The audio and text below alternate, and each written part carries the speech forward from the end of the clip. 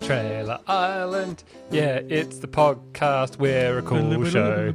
It's another episode and it's not going to blow. Doo-ba-doo-boop. Hi, everyone. Oh, Matt, come on, get involved. I'm playing guitar, so I guess I'm in there. I guess you're in it. You're just not artistic enough for this week. Oh, well, if we're going to start off... You know, you can just do this by yourself. I'll go. I'll skip this one. I can go down the beach. That's okay. Oh, no. You don't have to do that. No, yes, we are the Trailer Island podcast. I'm Alex. I'm joined, as always, by... Matthew. Steve. And we compare films and their trailers. Did the film deliver what the trailer promised? Steve, you're nodding your head. That's because that's what we do. That is correct. That's what we do. And this week we've got another Netflix special, fresh off the streaming yard. Yeah, fresh from line. the interwebs. The interwebs, straight into your home cinema. We stream this direct from the Pentagon. Yes, and is it a sequel? I don't know. I guess it's not a sequel. Nah. Is it a film about a making of a film that's making? Yeah, I think so. That's sort of how it works. It's like almost like a half documentary. So my voice went really high. It's almost like a half documentary, isn't it? In a way. In a way. It's kind something of. like that. I don't know. Oh, there goes the music. Yeah. Wow, that's a really long intro. There you go. So, yes, this is on Netflix currently. It was their flagship film for a week, I suppose. It was their big David Fincher, Gary Oldman. Yeah, David Fincher's back. David Fincher's first film with his Netflix deal, I believe. He has a Netflix deal? He certainly does. That's why he's made House of Cards, Mindhunter, There all you that go. sort of stuff. First film he's directed since Gone Girl, I believe. isn't Yeah, it? 6 years ago. Yeah. Why did he take such a break? Well, he's doing a lot of TV stuff. Well, he's Yeah. doing... Mindhunter. Now, did he direct some Mindhunter? He did, yeah. Yeah, okay. Right. I The really way he like talks that. about it, apparently Mindhunter is a massive chore to do. A Well, little bit of shade there to David Fincher. Oh, well, you do 2 seasons and just walk away because, I've got other stuff going. And apparently it's too expensive. I just don't know Maybe about he was that. having flashbacks to Alien 3 and he thought, I can't do a third one. The third one's just never worked. Yeah, that's true. Maybe. so who would like to introduce this film? I'll give it a bash. Go Today ahead. we are talking about Mank. Mank, it's Orson Welles. Of course it is. I think it's time we talked. What is it the writer says? Tell the story you know. Hello, everyone. Make yourself to home, Mr. Mankiewicz, or shall I call you Herman? Please call me Mank. This is Herman Mankiewicz, but we're to call him Mank. Mankiewicz. Herman Mankiewicz, New York playwright and drama critic, turned humble screenwriter, Mr. Hearst. This is a business where the buyer gets nothing for his money but a memory. What he bought still belongs to the man who sold it. That's the real magic of the movies. Thunder, lightning, blood, fire, religion. Help! Someone save me! All in one film.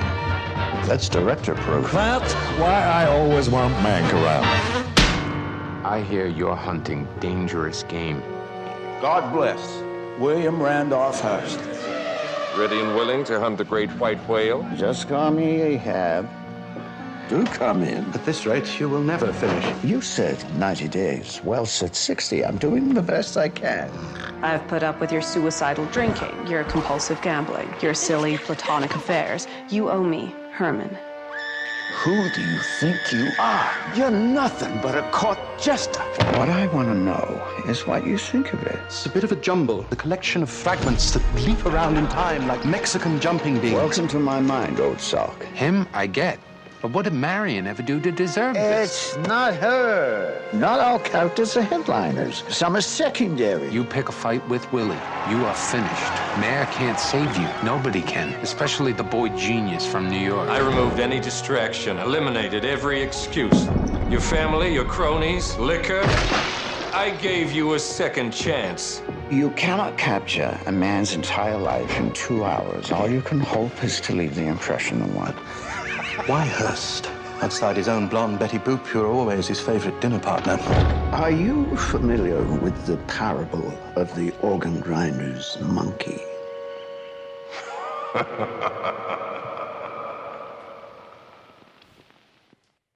Fascinating stuff. What a trailer. What really strikes you first off is the quality of sound. Oh, yes. I love what they've done with the sound in this. Absolutely love it. Yeah, I adored it. Yeah. I think we should face this firstly by saying this is about, the writing of Citizen Kane, which came out in 1941. Yes. And I want to also just put out there that I hadn't seen Citizen Kane before I watched this. And I think I did myself a massive disservice by doing that. But we'll come back to that. I think what I love about that trailer is it shows you that it's in black and white, it's in mono sound, it's got the wonderful period soundtrack, and it sort of captures the tone quite nicely, I think. No, I think that trailer's a little more fun than the film is, though, personally. Yeah, it's a slow burn, this one. It's a bit long. It is about 2.5 hours. Yeah, but I didn't... It's interesting, because I, up until this point, hadn't seen Citizen Kane either. Everyone's like, you've got to see it. Therefore, I never saw it. But, Matt, on your advice, you went into this cold without seeing Citizen Kane. I was just like, you know what? No, I didn't really connect with this. And it is, I think... Look, I was of two minds. I think if a film...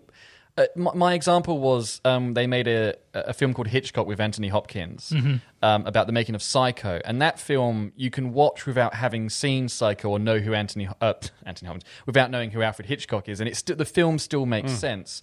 Whereas this film definitely assumes that you've seen Citizen Kane, because I watched it without knowing, and maybe it was just me, but I really had no idea who anyone was or what was happening.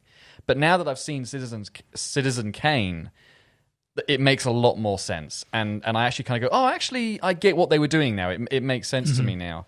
On the advice of making sure that I saw Citizen Kane first, I went and watched it, and then watched this probably the next day.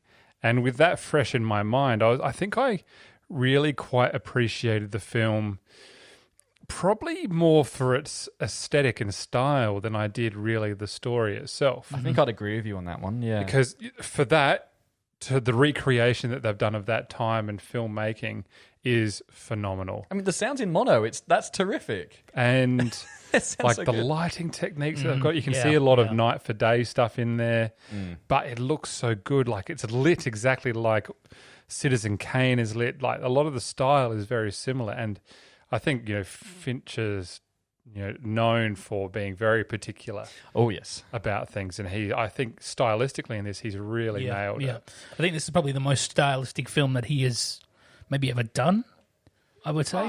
Potentially. Potentially. I think he might have done things, in a particular style before that are very strict and to it, but this is certainly very bold in its delivery. I would suggest he's ordinarily... I haven't seen all of his movies, but I've seen a fair few of them. He tends to be a little reserved. I'm thinking a lot of the slow camera movement he does, especially in Gone Girl and Girl with the Dragon Tattoo. A lot of slow pans now. And he sort of does that in this film.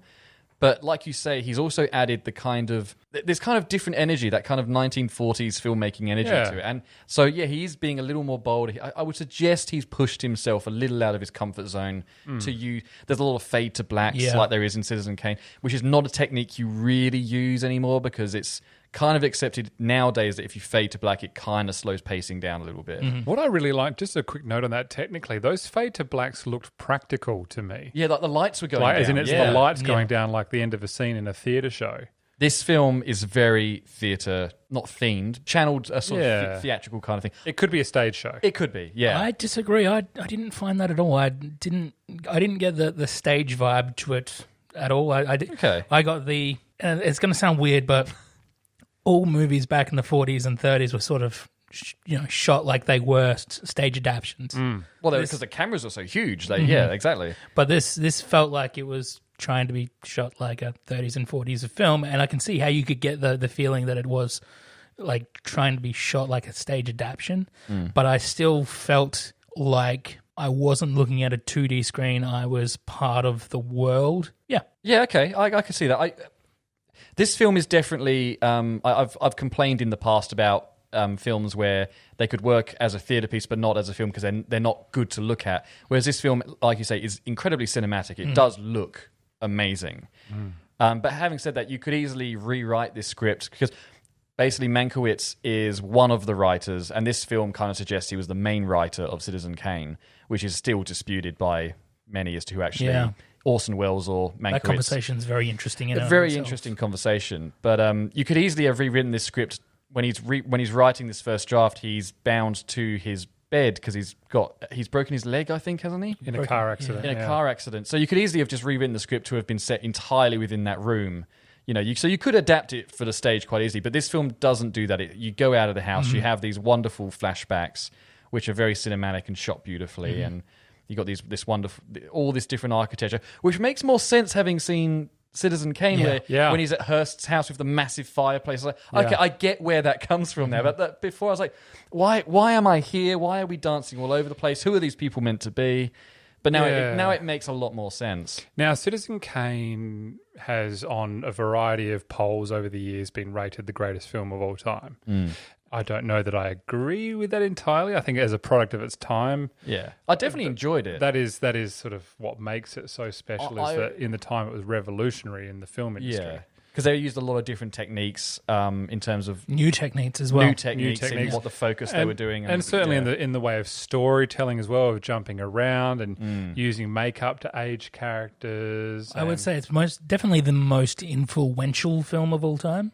Right. Probably, I wouldn't call it the best film of all time either, but I think a lot of the filmmaking techniques you could probably trace back to that one film. Yeah. Okay. Now, that actually leads me to a very good point, and it is one of my biggest issues with this film is that we all know David Fincher is a very accomplished filmmaker, and we've got a great cast in this film with Gary Oldman, Charles Dance, to name just a few.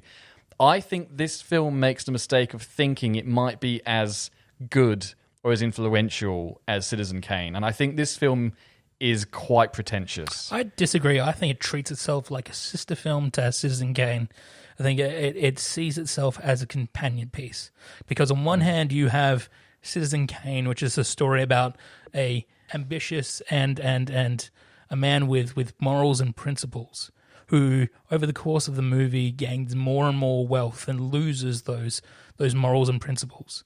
This is the opposite. This starts off with about a man who has no morals, no principles, and as the movie progresses, he sees how bad the world is, and he reverts. He becomes a man of principle again, and he writes this film that's the biggest social commentary of that time. For once, Steve, on this podcast, you've actually changed my mind about something. Because I quit drinking as well. No, well done. That was really well put. Yeah, I didn't think of it that way. His character arc is that is exactly what it is. He learns quite a lot, doesn't he, over the course of this movie? Here's my problem with this film, is that it kind of made me feel dumb. Like, all the characters were talking about stuff. Everyone in the room is talking about stuff, and I felt like the observer going, I've got no idea who and what you're talking about, and the commentary that you're making about social issues.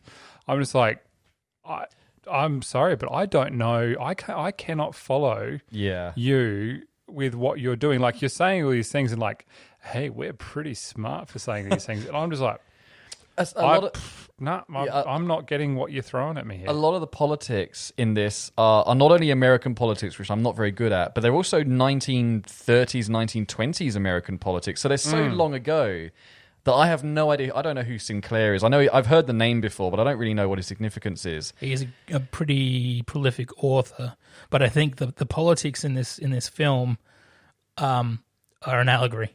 It's meant to say something more about the politics today as well. But I got that, and obviously they do throw Hitler around a little bit as well. But because I don't understand the significance or the context of that history, the allegory doesn't work. Yeah. Because I don't know what they're like you say, Alex. I agree.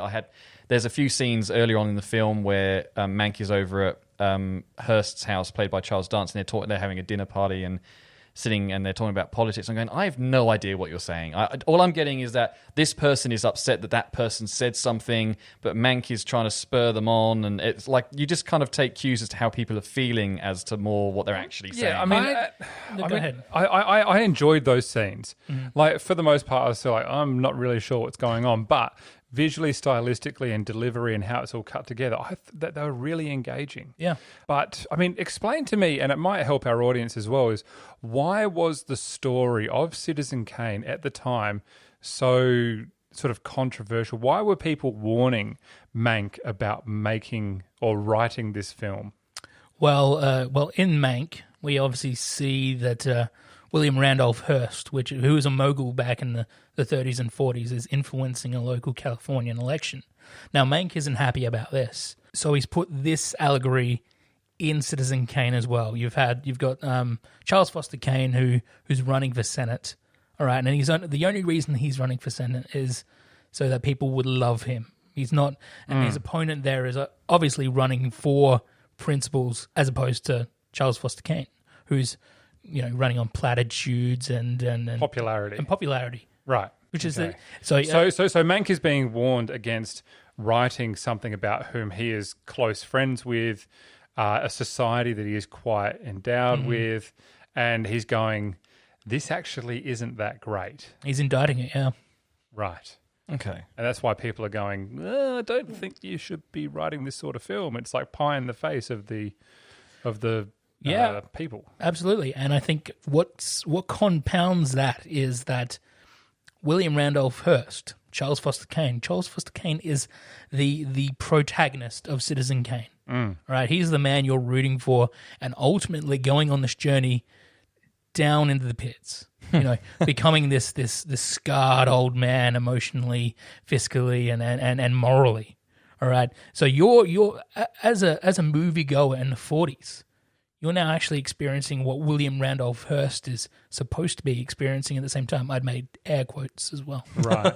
Would Citizen Kane have been as famous as it was if not for Orson Welles being in that role? Is the charisma that he brings to screen and the power that he had at the time an influence on that film? I think so. Okay. I think he's the pushing force behind the revolutionary techniques. Or is it also the story behind the making of this new form of storytelling that sort of brings it as this phoenix rising of the film industry? It definitely has a kind of legend status about it, doesn't it? Just the making of the movie. Yeah. And this film, Mank, definitely sort of shows you that it depicts it as a film that almost never was made, really. I think what I really miss in this is some of the shooting of Citizen Kane. Like, we get the background of shooting some other B-grade films or whatever, but I would have really liked to have seen some Citizen Kane scenes from a different perspective. I wonder if they would have even been allowed to do that, thinking of it now. I think as it is, this is a pretty concise film, and I think going beyond anything than the writing of Citizen Kane would be nice, but it would literally just be cherry on top sort of thing. You really don't need it. The film's long enough as it is. Yeah, do we care for any of the characters in this? I like Mank. I honestly like Marion Davis as well. I thought Amanda Seyfried was excellent in a role and really brought some charm and charisma to a character you think is going to be a damsel in distress or some washed up harlot, but she gives her a lot of dimension. I unfortunately didn't find any of the characters grew on me. I definitely didn't connect with anyone, and I definitely wasn't rooting for anyone. And I think that may have been because I didn't fully understand the relationships of characters and who they were and what was going on. But I was sort of sitting there going, can everyone just stop? Can everyone just be nice? Like I got quite irritable. This film did make me quite irritated. But again, I don't know if that's because more of me just not knowing the cultural and historical significance of some of these figures in this movie.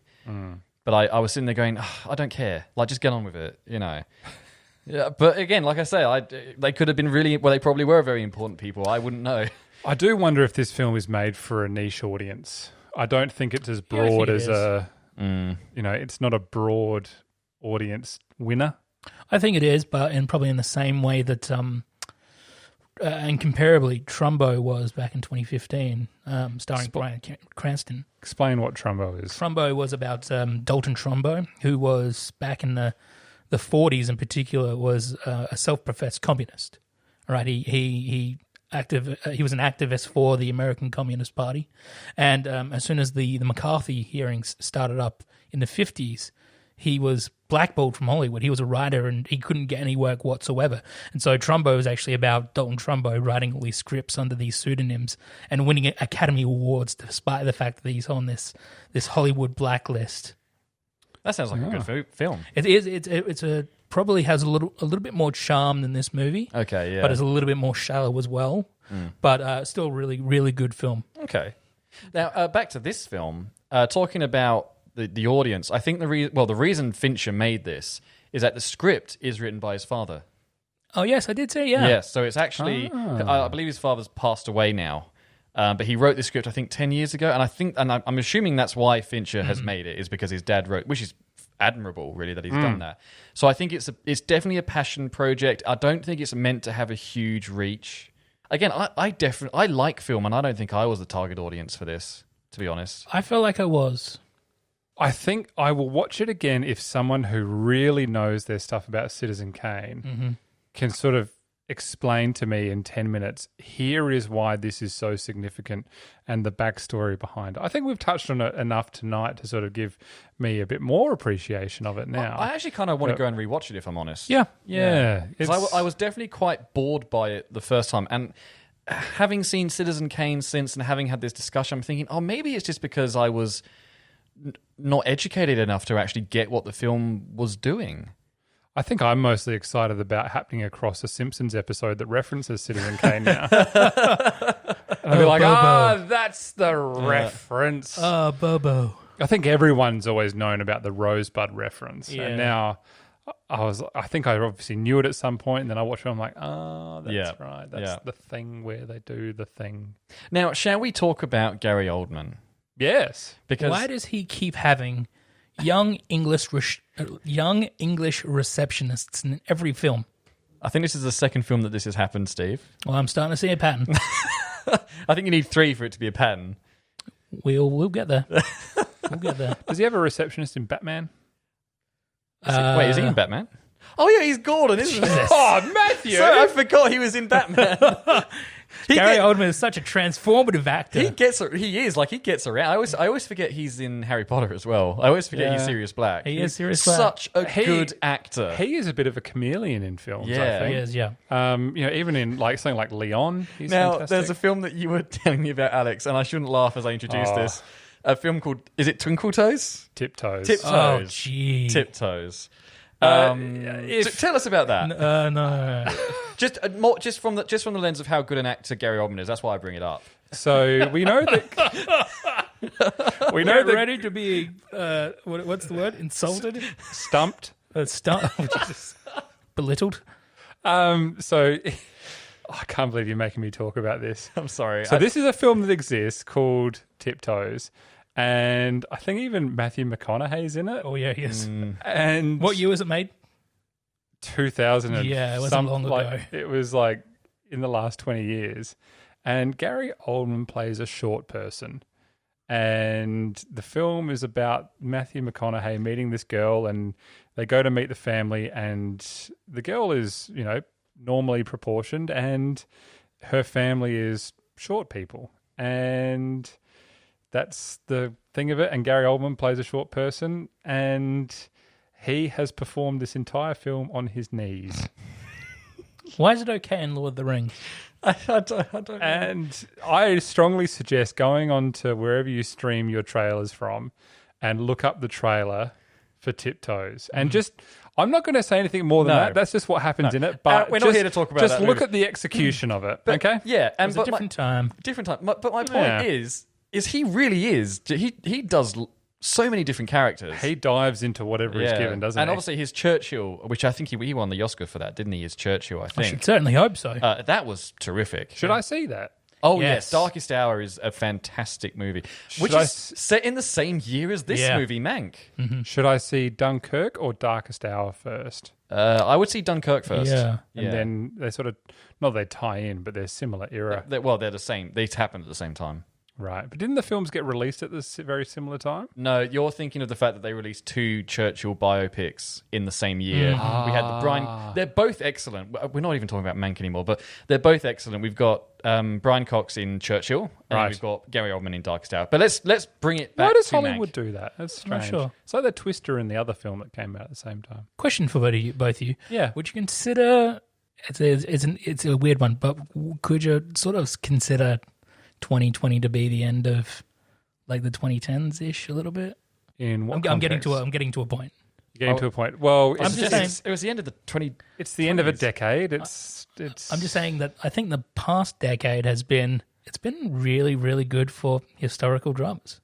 Yeah. It's been like some really fantastic historical drama movies made in the last 10 years. The Imitation Game, I thought, was a stellar example. What's the Stephen Hawking one? Theory of Everything. Yeah, that was really good. Yeah.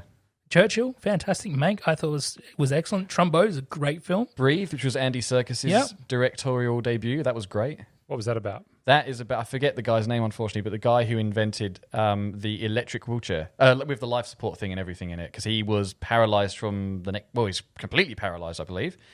It's been a while since I've seen the film, and we're not talking about Mank anymore, so we should really bring this back. But anyway, Breathe is great as well. But it's been a great decade, 10 years for these sorts of films. And do you feel like Mank is perhaps is it the full stop on the quality of these sort of films? I hope not. I don't think if it is a full stop, I personally don't think it's a particularly good one. Mm-hmm. I do think this film... So yeah, back to Mank. That's what we're here to talk about. Just a few qualms I have with it. Looks amazing, sounds amazing. The style is just so cool. But I find the pacing very troublesome. It's very slow. It is a slow burn. But I find if you're going to have this film very similar to Citizen Kane, which jumps across the different times and you got flashbacks, flash forwards, that kind of thing. You have to keep it pacey. You can't just abandon your audience into the ether. And I think this film does that a little bit. It kind of abandons you, goes, you figure it out. Okay. In my opinion. Yeah, no, I kind of agree with you on that. Well, if we were to, I mean, it does like really cool stylistic things like the film reel change dots. I love that. That was so cool to see that again. It was weird seeing it on a TV at home, but yeah, it was really cool seeing that again. I probably feel the same way about your attitude to Greyhound. I wish I saw this in the theater. Yes, I agree. I started watching this on a smaller computer screen because of my situation where I was. I was like, I really need to go home and watch this on a bigger screen, which I'm glad I did. And yeah, I think if you saw it in the cinema, I probably would have been even more engaged. Yeah, just that crackly sound. Yeah, and I say that in a good way. Like they've aged the audio to sound like it was recorded back then. I think this was shot digitally as well. Yeah, they've done the effect to it to make it look this way. I'm fairly sure they've done it in post. Finch is pretty good at doing these subtle digital stuff. Like, for example, I was going to say, there is a scene in Zodiac where there's a scene with a car on a street. I've only seen Zodiac once, but I've seen the effects reel.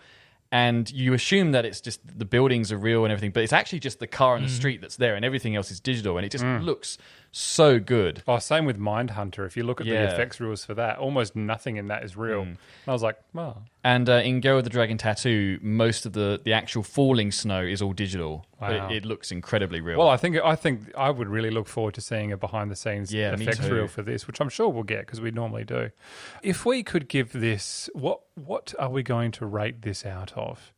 What film reel change dots? I do like that. Bottles of whiskey.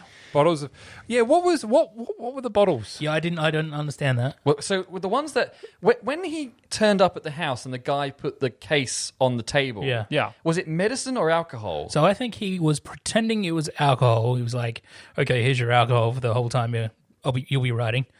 Try and stay away from it." Yeah. And the idea was for him not to drink it at all. Like, it was like, don't drink it. It's there for you when you've finished. Yeah. But obviously, because Mank is an alcoholic, he gets into it, and it's not actually whiskey, it's sedative. Yeah, it's some sort of strange cocktail. Yeah. And so he starts drinking sedative instead of whiskey. Okay, that's the thing, is that was not clear in the film, and I was very confused. I feel like if we got a better close-up on what the bottles were... Yeah. being filled with. And maybe. I think because that bit where he comes into the bed from memory is a continuous take, and the camera's just panning back and forth, so you don't get that close up of what he's actually put there. See, I was very confused by, and then when they were refilling it with alcohol, I thought, well, wasn't it alcohol in there to begin with? So why? So yeah, again, like there were a few moments in this film where the telling stories with pictures isn't clear enough, which is actually odd for Fincher. He's usually very good at that. I would contest that. I would say you still got the basic gist. It was Mank is out in the middle of nowhere. He has no booze. Yeah, well, he's got sedative. Sure. That's the point. Alcoholic. So do we go with sedative bottles, film reel Fake change bottles dots? of booze. Bottles of booze. Fake ones. Fake bottles of booze that turn out to be medicine bottles. Yes. Okay. All right. Oh, we're in sync. Oh, how about that? Yeah. I'll go first. Wow. Okay, fire away, Steve. I always enjoy a good film about a making of a film, and this is no different. And I appreciate just the amount of dedication that went into the style of the time. I love the writing in the film. I think Mank turns into one of the better political heroes on screen. I think it's very, very charismatic, very believable, and really, really happy with the film. And I will give it a 5 because I will watch this again without issue. There you go. All right. Well, I'll go now. I will go now. Now, I enjoyed it. I think aesthetically, I enjoyed it more than I did storytelling wise. I felt kind of dumb at moments, like I was the silly person in the room who didn't understand what the conversation was about. You don't know who William Randolph Hearst is? I was just like they were talking about things, and I'm just like, okay, I get the general gist of things, but I am not following what's going on. I'm glad that I watched Citizen Kane before I saw this, because I think I would have had a trash experience. As the film went on, I started to enjoy it more and more. But to that point, I feel like I can only give it about a 3.5. See, I think I have to agree, because unfortunately, I watched this before I saw Citizen Kane. And as a result, as I've already said, I found it, I was confused. I definitely agree. I felt like a stupid person in the room a lot of the time, and I struggled to keep up with it. I did find the storytelling to be annoying in this, and I thought maybe that was just me not liking the style, but when I did see Citizen Kane, that film I understood perfectly and thought, yeah, this is great. So I think this film tries to do the same thing, but just not as well. I think there's a lot more, but there's a lot more going on in this film than there actually is in Citizen Kane. Citizen Kane's actually quite streamlined, because it's, I guess back then, it was obviously a big deal, but by today's standards, it's probably quite normalized. Whereas this film I found very complex, not knowing who Hearst was and who anyone else was and all that kind of thing. Look, I will watch it again, but as of right now, I am going to give it a 2. Jesus. But I love the way it looked. It looked good. Jeez. It sounded good. It was a delight to look at, but I did not enjoy it. You like Taylor Swift more than this? I'm pretty sure I gave Taylor Swift I didn't give that more than 2, did I? I think Matt's point is still valid, though, because some people are going to watch this without seeing Citizen Kane. I think that's an interesting perspective to come from. And I think it's a very valid one to come from as well, that some people are going to see this like that and go, what? Also, this film a Netflix exclusive. You cannot watch Citizen Kane on Netflix. Yeah, that's that was poor. So if you look at this and go, oh, it's a film about Citizen Kane, I should watch that. Yeah. And Steve, you tried to find it to stream as well. Try to rent it on YouTube or Amazon, and you can't rent it on either of them. You need to buy the movie. Yeah. $15, but I mean... But that's digitally. You don't actually have the disc or anything, No, I do don't. you? No. Yeah. And it was sold out at Sandcastle Hi-Fi. I think The Beach Hut. There are certain films that I'm always curious to hear the opinion of other filmmakers on. And I feel like I would love to listen to, especially after we just had Once Upon a Time in Hollywood, I'd love to hear Quentin Tarantino's thoughts on this film in particular.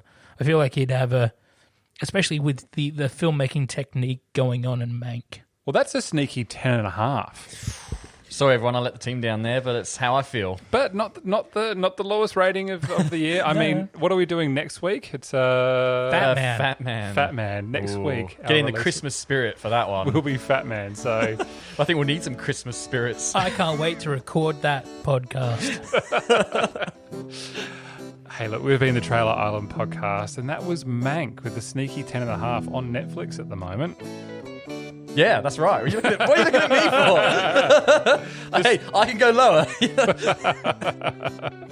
You can find us wherever you stream your podcast. Tell your friends to look on Apple Podcasts, Google, Spotify, Deezer, just everything and anything in between. I think we're going to be on Amazon at some point. I don't know. But you can also send us a message. Send us a request if you want. Yes, please do. We've got quite a few of those coming up in the next few months. So send us a message via the Facebook page. There's contact@trailerisland.com.au, through the website. Whatever you want to do. Send us in an audio clip of you telling us how you feel about a movie. And we'll do that movie and put you in the episode. Yeah. There you go. Yeah. How many podcasts do you get doing that? That's Talkback Radio. Oh, right, okay. Well, this is special. Yeah, And, I think it's special. Yeah, and while you're there, give us a rating as well. That helps us find new audience. Look, we've been the Trailer Island podcast. I've been Alex. I've been joined by Marion Davis and Gary Oldman. Sure, why not? We've been the Trailer Island podcast. Good night. Well. Rosebud. Bobo. This is a Narrative Network podcast.